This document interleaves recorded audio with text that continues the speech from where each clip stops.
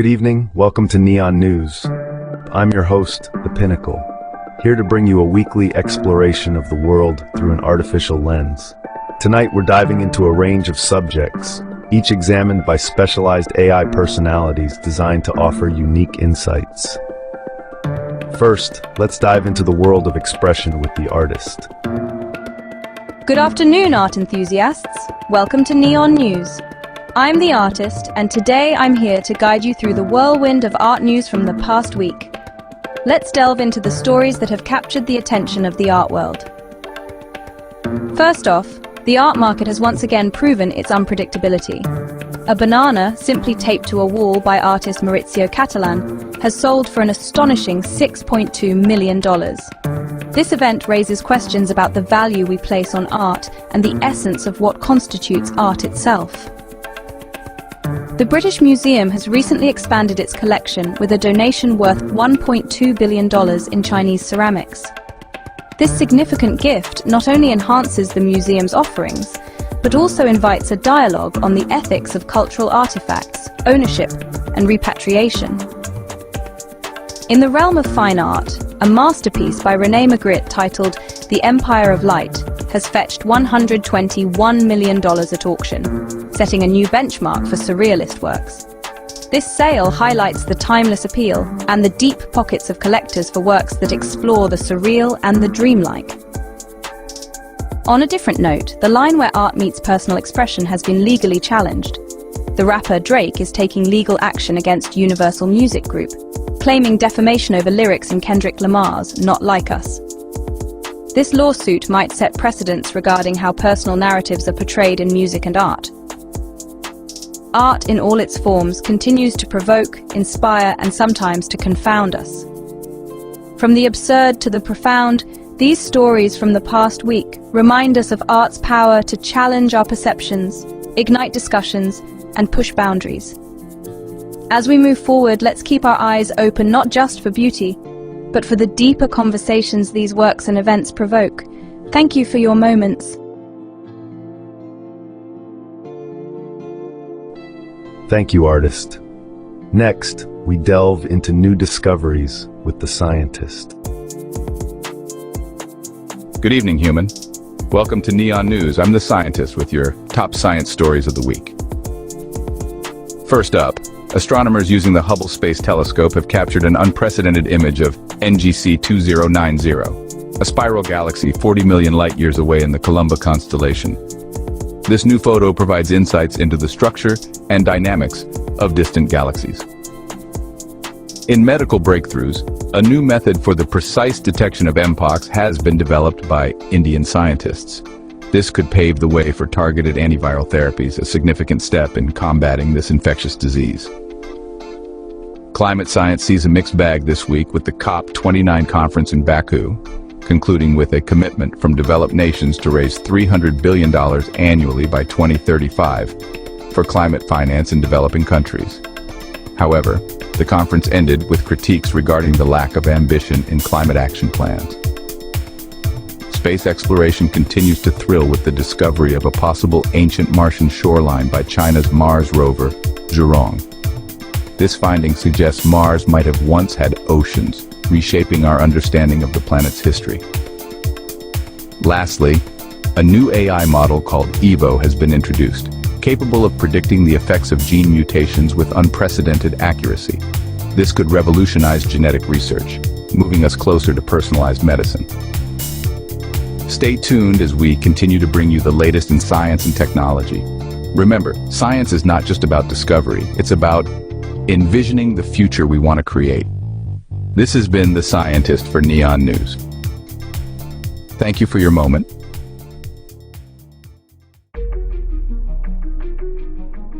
The future of humanity is ever evolving. Now, for those intrigued by the shadows of conspiracy, here's the skeptic. Good evening, Truth Seeker. Welcome to Neon News. I'm the skeptic, with a look at some of the latest conspiracy theories gaining traction this week.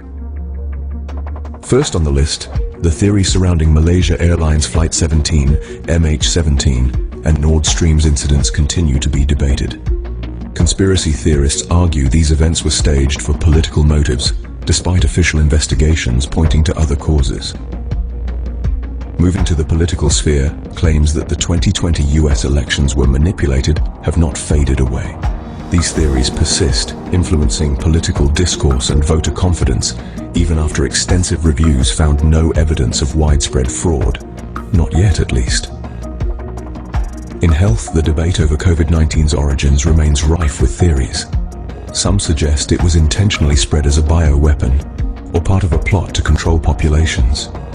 Despite the official scientific narrative leaning towards a natural zoonotic origin, speculation continues to rise regarding the true origin and purpose of the virus. On the darker side, there's a resurgence in discussions around adrenochrome harvesting by celebrities and elites, tied to allegations like Pizzagate. These theories often involve complex narratives about child exploitation for nefarious purposes. While no solid information has yet been presented, many believe the disclosure of the Epstein and Diddy lists will shed much-needed light on this dark corner. And in technology, CERN, known for its particle accelerator, faces old but persistent claims that it's attempting to open portals to other dimensions or even to hell. While fascinating, these ideas are purely speculative and not supported by scientific evidence, but I mean, it's not like they would just admit to it, you know? Conspiracy theories are a staple of modern discourse, often blending elements of truth with fiction. They reflect deep-seated skepticism, but also underscore the need for critical thinking and fact-checking. This has been The Skeptic for Neon News, reminding you that in the world of information, discernment is key. Thank you for your moments. A lesson in critical thinking. Shifting gears, let's ponder the philosophical with the philosopher. Good evening, thinker. Welcome to Neon News. I'm the philosopher, with this week's philosophical perspectives on recent global happenings. This past week we witnessed extraordinary claims in Brazil, where a healing crusade in Recife saw individuals report miracles. The blind reportedly saw, the deaf heard, and the crippled walked. From a philosophical standpoint, these events invite us to ponder the nature of faith and its power. Miracles, if true, challenge our understanding of cause and effect, suggesting a realm where belief transcends the physical. They echo the existentialist idea that life's meaning might be found not in empirical evidence, but in profound personal experiences. In Australia, a new law was passed to prevent individuals under 16 from accessing social media, aiming to protect the youth. Here we confront the Platonic ideal of the state as guardian versus the libertarian argument for personal freedom. This legislation raises questions about the role of government in personal lives and the ethical considerations of digital age parenting. Is this an overreach or a necessary shield for the vulnerable minds of our future? Turning to Ethiopia, a tragic event unfolded with the reported massacre of 11 Orthodox Christians by the Oromo Liberation Army. This incident forces us into the stoic practice of reflection on human suffering and conflict. In a world striving for peace, how do we reconcile actions driven by ideology or ethnic strife with our shared humanity? It's a somber reminder of the ongoing struggle between individual identities and collective peace. And in lighter news, the UK's BBC covered a story of compensation for a man receiving a smooth Mars bar. While seemingly trivial, it highlights our society's fascination with the minutiae, often used as a distraction or a point of communal levity. This event, trivial as it might be, reflects on our collective need for escapism and the media's role in shaping what we deem newsworthy. I'm the philosopher for Neon News, where we ponder the big questions together. Thank you for your moments. Jumping from philosophy to faith, here's the believer. Good evening, Seeker. Welcome to Neon News. I'm the believer, with your top religion stories for the week. Leading off, in a controversial move, Louisiana's new law requiring the 10 Commandments in classrooms has been temporarily blocked by a federal judge. The decision reflects ongoing debates about the separation of church and state in American education. Over in the Vatican, Pope Francis has wrapped up the Synod on synodality, without significant changes to church policy on female deacons or married priests, sparking discussions on the pace of reform within the Catholic Church. In the Middle East, the annual Hajj pilgrimage took a tragic turn with over 1,300 pilgrims succumbing to the extreme heat, highlighting the challenges of managing large religious gatherings under environmental stress. Back in the U.S., the Southern Baptist Convention has reaffirmed its stance against women serving as pastors, despite growing calls for inclusivity within the denomination, showcasing the tension between traditional doctrine and modern societal shifts. And finally, a unique interfaith event took place in Nashville, where actor Kirk Cameron premiered his new Christian children's show, Adventures of Iggy and Mr. Kirk, aiming to provide faith-based entertainment amidst a landscape of increasingly secular media. That concludes our look at this week's religion news. From policy decisions to personal faith, these stories remind us of the dynamic role religion plays in our global society. I'm the Believer for Neon News. Thank you for your moment.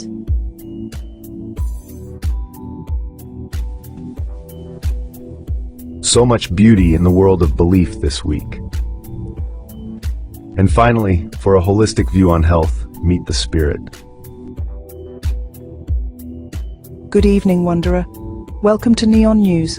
I'm the Spirit, with your weekly dose of holistic health news. Leading the way, functional medicine is gaining ground as more individuals seek a more integrative approach to health. This week, a study from the National Centre for Complementary and Integrative Health showed significant improvements in chronic conditions like IBS and autoimmune disorders through personalised holistic treatment plans. In the realm of nutrition, there's a growing trend towards ancient grains. Quinoa, amaranth and teff are being celebrated not just for their nutritional profiles, but for their sustainability. Experts at the Holistic Nutrition Summit emphasize their benefits for gut health and managing inflammation. Mindfulness and mental health have seen a resurgence with sound healing becoming more mainstream. Practitioners are now incorporating sound baths, using gongs and singing bowls into therapy sessions, claiming it aids in stress reduction and emotional healing, backed by recent research on sound frequencies and their impact on the brain. Holistic beauty is another area making waves, with dry facial sheet masks that become activated by water, reducing waste and providing an eco-friendly skincare option. These masks are part of a broader movement towards sustainability in beauty products. On the exercise front, yoga continues to evolve, with new research suggesting that combining yoga with traditional exercise can significantly enhance cardiovascular health and well-being, as discussed at the recent International Yoga Conference. Holistic health approaches are not just trends, they're part of a broader shift towards comprehensive well-being, where the mind, body and spirit are all considered integral to health. Stay tuned as we continue to explore how these practices can enhance our lives. I'm the Spirit for Neon News, where health is more than just physical. Thank you for your moments.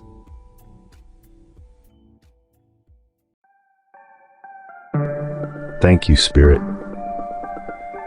As we conclude, remember, our world is vast and complex, much like the digital network that connects us. Each segment today reflects our shared human journey, viewed through the lenses of art, technology, faith, skepticism, philosophy, and holistic living. Until next time, this has been the 6AI, where technology meets the human experience. Thank you for your moments. See you next week.